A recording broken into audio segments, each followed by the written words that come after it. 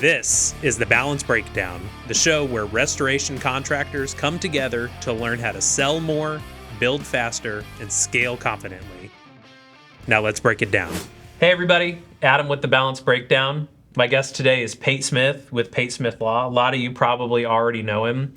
We're going to dive into perspective from a lawyer on claims handling, the doc stack. We're going to talk about appraisals. We're going to talk about when to bring a lawyer in. Check out the description below. We have some guides to help you through those things and how to explain them to homeowners. But first...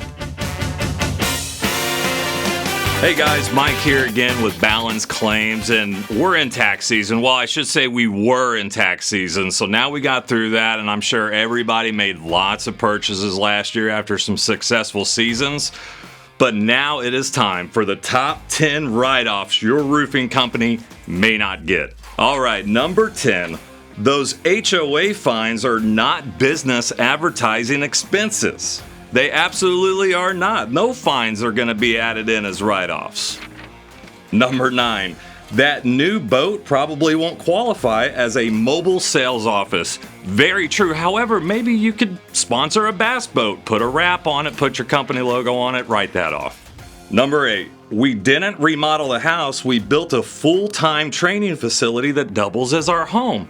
It's amazing what we can try to hide in there, guys, but let's keep it straight. You can... Full-time training facility, good one. Number 7, your daughter's wedding is not an off-site team building event. It is absolutely not. One day I'll be dealing with that. Number 6, claiming your kids' travel baseball tournaments as brand exposure events. There's probably something there again with the sponsorships and your kids' teams, but the travel to the tournaments, probably not going to be written off. Or number 5, filing your Spotify premium account as job site productivity software. Well, we know the crews love having music on the job site, but I don't think you're going to be able to write off your Spotify. Number 4, that new backyard pool probably won't count as a team recovery center. It's a great way to recover. For the whole team to write it off as a recovery center, doubtful. Number 3, trying to run your home internet, Netflix, and Xbox through the business as office utilities. Number 2, trying to claim that Night Force long-range precision scope as a microscopic granular inspection tool. Highly recommend those microscopic granular inspection tools. Scope for the gun, doubt that'll work. All right, and the number 1 write-off your roofing company might not get? Wait, we actually have to file taxes? I thought those were optional. Well, there you go. Top 10 write-offs your roofing company might not get. All right, everybody, welcome back. I got Pate Smith with Pate Smith Law here. I'm stoked to have you, man. We're be here. Deep into partnership realms and many, many years of Friends of Balance. So a lot of conference calls. Yeah. A couple other versions of a podcast a little bit. Yeah. Done a lot of that together. A lot of that randomly with other people here and there, with Balance people. I think about it all the time. The amount of both incredible content and absolutely useless content that if everything Troy and I riffed on through the years would be available would be We'll extensive. have a year of episodes. Yeah. Just, yep. Me and him saying the same thing over and over for 30 minutes, but with like slight differences. Yeah, that's been years of that. Welcome to my world of wrangling these cats. Dinner was fun. Yeah, always is. Yeah. Well, I guess tell us your background, how you're relevant to claims, and let's start there. So my name's Pate Smith. I own Pate Smith Law. I've worked at other law firms. I now work with a number of law firms across the country, here and there in different roles, depending, not like for the law firms, but just providing certain services. I own my own law firm. I own a marketing company now that is getting involved in the medical device space. So that's been an interesting opportunity that I'm thankful for, and different things that I've gotten to learn through that. In the claim space, I started out in the public adjusting world. I was in that for 3 or 4 years. I had my law degree, moved into law, started practicing shortly thereafter that, started my own law firm. I don't know, 3 or 4 years ago. Been running Pate Smith Law. It's great. The whole time I've been doing it, I've been real intentional with how I build the law firm. Huge Tim Ferriss fan. 4-hour work week shaped my life completely. Okay. And really put some things into perspective. And then when I was building the law firm, my dad and my granddad were both sick. And I guess those were two of my heroes. And I think when you see a person's life that you held in such high regard, and you hear from them kind of what they would have changed in their life, or seen really what did matter, that changed the scope of my vision for my life, how I want to spend my time. Now that you've adjusted your mindset on, what that looks like, success, business looks like, it's just been interesting, and it's been cool to kind of as you guys have grown at Balance and seen how things shift. The market since a big we've one. met has drastically changed. Data in the market, how people market, the use of conference versus online marketing. There's people that do online marketing like Zooms in our space that pull a month what people pull in conferences. Yeah. And I think that's really overlooked right now. And the people that are really into it do well. But it's hard to break into it, and it's a different mindset on marketing. And that's been interesting to see the podcast pivot in our space. So yeah, I've done a little bit of everything, I feel like, Yes, you have. Yeah. Yeah. So we got a lawyer on the show. I'm going to talk to you about we'll start with homeowners. What are homeowners doing before the claim is filed, during the claim, after the claim, that make it hard for you? Not having their ducks in a row is number one. So if you get any sort of restoration construction project done on your house, have those documents. So what was it before? What did we change it to? What have we spent? Keep up with all that info. If a claim happens, regardless if it's a roof claim, fire, water loss, whatever, if there's been some sort of previous repairs, it gives a little bit of basis of information, and the carrier's a lot of times going to ask for that. So having the documents in order. And then also what I see a lot is I'll talk to, and this is any claimant, homeowner, business owner, whatever, they won't know answers when they talk to the adjuster. And so they'll think, well, I think blah, blah, blah, blah, blah. And the adjuster will put that in, right? And it may not put the person thinks, it'll just say, it happens a lot on dates of loss. Well, I think it happened on this date. Okay, well, now that might be your date of loss. Oh, yeah. And nothing may have happened on that day. You might have thought it was June 9th and it was June 16th. I don't know. That happened. So providing improper information, and then withholding information that they don't need to just because they think the insurance carrier should get it themselves. I'm not sure where that mindset comes from, but that's not an ideal mindset from a person that wants a claim paid. The idea is to provide as much information as you can and make it easy for them. Why are you're trying to get money for a loss that happened? Should you not make this as easy as possible to get that? So I would say those are 3 things that homeowners do. Okay. What do supplement companies do? So Balance really well. Yeah. You've worked with other supplementers. We know other supplementers. Yeah.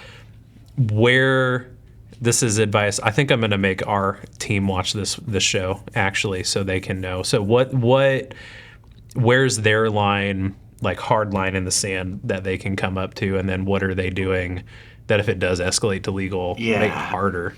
I think anytime a supplementer, any person that's not a PA or an attorney on the file, so this could be supplementer contractor, anytime they engage in any sort of back and forth like, well, if you give this, we'll do this. I think that's an absolute no-no. And typically you don't have the policyholder's blessing in doing so. Yeah. Right? So now, like, how do you know, right? I always think anything that limits the policyholder or puts the policyholder into some sort of agreement, that's not ideal.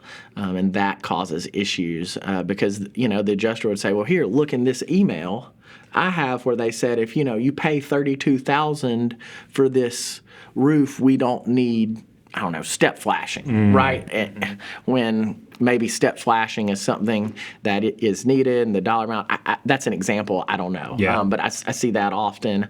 Anytime you see a supplementer skirting around adjusting the claim, so asking policy questions even though they're not utilizing the policy, just trying to be like Socratic method their way around, I think that, I get, you can't do it, but that's not what you're here for. Yeah. Those two things are big. And then obviously being rude. I think that's that happens. Yeah. I understand people get frustrated, but I don't think that's an ideal way to communicate with anybody. Oh, yeah. Yeah, particularly on phone calls and emails when you're trying to get them to give you money. I think that's a horrible thing to do.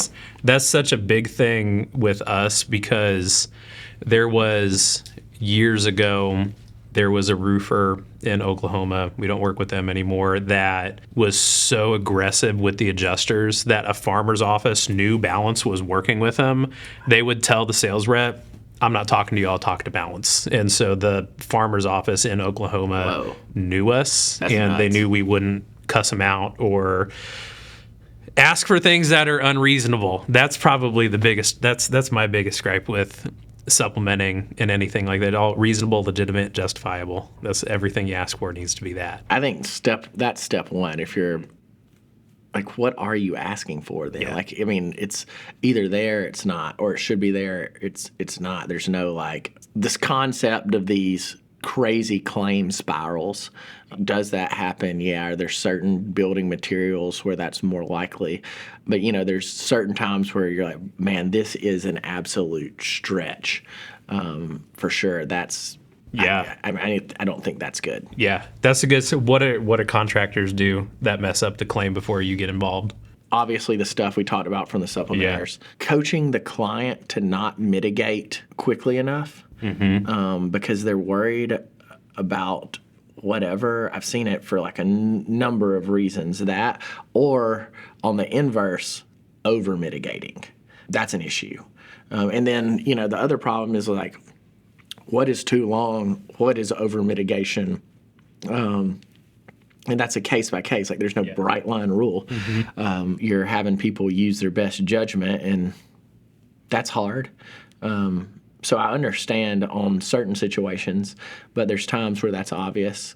So those two things, repairing things and not taking adequate documentation, man, that's something. That makes everybody's life hard. Oh, yeah. When there's just like an email and it's like, and like it looks like the client paid $400 for some sort of repair. What was it? We don't know. Did you document before? Let us The invoice know. says repairs $400, and that's it. Yeah. Roof repair. Drywall. Yeah. Remove and replace drywall, $600. Cool. Where'd you get the number? Yeah. Where'd you replace drywall? Yeah. Why did you replace it? Right. That's another great question. Like, just because you did it, why did you do it? Is there a moisture reading? Do you have photos of the moisture? How long was the moisture there? What else has, moisture in it in the structure? Was there any other form of mitigation? Don't know because there's just an invoice. Yeah. Those would be issues. Those are issues we face too. Horse trading and email contractor and adjuster on things that the policyholder is involved in. That's the biggest to me. So from your perspective, I know how I would answer this. From your perspective, who's responsible for the claim?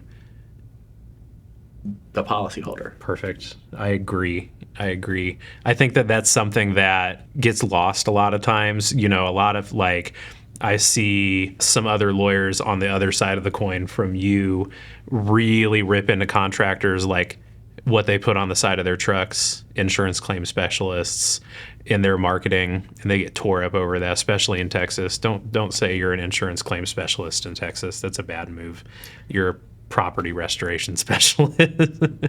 To me, like, sure, that's important, but that's not as important as, I understand why they have that. That's not what I'm saying here. But I think energy spent in that world is energy that could potentially be better spent elsewhere. Okay. Where else? Well, I think in most of those states, coming up with better appraisal rules. Yeah. I think that is nationally, as I talk to people, we're seeing problems. It's the Wild West, and both sides, different groups on each side, have different opinions on what can and can't happen in appraisal, even when appraisal is and isn't justified. Okay. And that is being a big divisive topic, and I think this will kind of like work itself out, but I think it's going to happen over a while. But man, that's used to, I would never get a phone call about an appraisal issue, and now I get more than one a week. Okay. What are common issues? Like, what are they doing to make you get involved? Because isn't that the point of appraisal? Vacating appraisal awards. I got one where the carrier hired an attorney pretty early on with the PA, where there's a PA on the file, and then the insured wanted an attorney because they're like, other side's got one. And then there were some issues in getting that file to umpire. Just a lot of stuff where the carrier says, oh, this isn't right for appraisal, but the policy doesn't have any sort of outlying spelling of, it's gray. Yeah, why isn't it right? Like, what do you mean? You opened coverage. This seems like a pricing issue. Has not enough coverage not been open? Like, what is what would make? What do you need to see here? Yeah. A lot of that. Okay.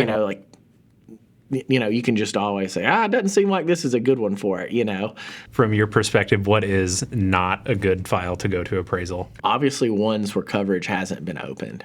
And then I think you always have to have a cost-benefit analysis. Like, as a policyholder's representative, I think you then go into a cost-benefit analysis of, okay, what is the percent of delta? If I think this is, let's say it's slightly over deductible and you got to get to $50,000. That might not be a great appraisal file, even though coverage has been completely open, because if you split the baby or the appraisers don't agree and an umpire gets involved, if something that doesn't go your way happens, how would the insured be left? And if the answer is without a covered loss, or the loss so slightly paid that the insured is unable to get the job done or at least get close, like, that's probably not a good file. And so I don't think people are looking at appraisal as like, we'll throw it to appraisal. I think there's a lot of times where that is great. I think there are a lot of times where a little bit of expert work, providing correct data, or negotiation with the carrier as an insured or a policyholder advocate could go a long way. But I think sometimes you're risking a lot. And it's not that I'm against appraisal; it's a tool. And so right tool for the right job. Yeah, and I think when a lot of these that I'm getting phone calls on, some of them have nothing to do with any of the people on the policyholder side, but some of them it feels like it's because they're trying to use appraisal as a one-stop shop when maybe the file needs to get adjusted a little bit. There needs to be some sort of expert report, maybe on, you see this on a lot of content situation where if you got the right contents company, you and the adjuster could get kind of close. And instead of there being such a drastic delta, then you've decreased the delta, and then you guys are negotiating over this amount versus this amount. Yeah. And this if you split the baby here, they're in a much better position than if you split the baby here. And I think that's that's a thing I'm seeing. Yeah. Overall theme that's happening on the show is take care of your customer. Take care of the homeowner. That's the point. If the adjuster is supposed to represent the homeowner on the insurance side, the contractor is representing their company to make the homeowner whole. That seems to be a reoccurring theme the more I'm sitting down and talking to people. The thing is I don't think anybody's doing it really to be lazy or trying to do something improper. I think that there becomes like popular things in the industry, and it's almost like this culture of the culture of how claims are handled. And so like as there's adjustments by each side, like things shift, right? And certain things become like vogue for, say, 20 to 36 months on how specific things are handled on the policyholder side. And that's what I could be completely wrong on that, but that's what I see trend-wise. Yeah. And it goes in these, 18 months, 30-month cycles. And then, that's what I've noticed. It's about the storm cycle. It's really close to the storm cycle. Yeah. Yeah. What kind of document stack do you want to see happen before you get involved with a homeowner in a claim? So what should the contractor do? No, we'll start. What should the policyholder do? Contractor, supplementer, So I don't care who it's way, from. yeah. This is what I want to see. Photos of the damage. Do you have expert reports? If it's a water loss, do you have a moisture map? Did you get a thermal scan? Did you Matterport the loss? Like, I want to see those docs, okay? Then your carrier docs. So do you have a policy? Great. If not, can we get the policy?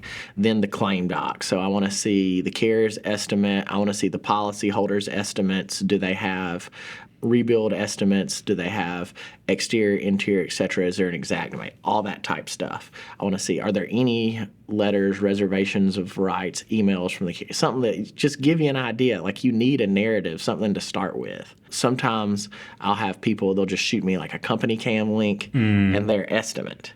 And I'm like, is there a carrier estimate? Yeah, but we don't have it. Okay, well, like, can you get it? I mean, what do you, they didn't pay this. Okay, is it denied? No.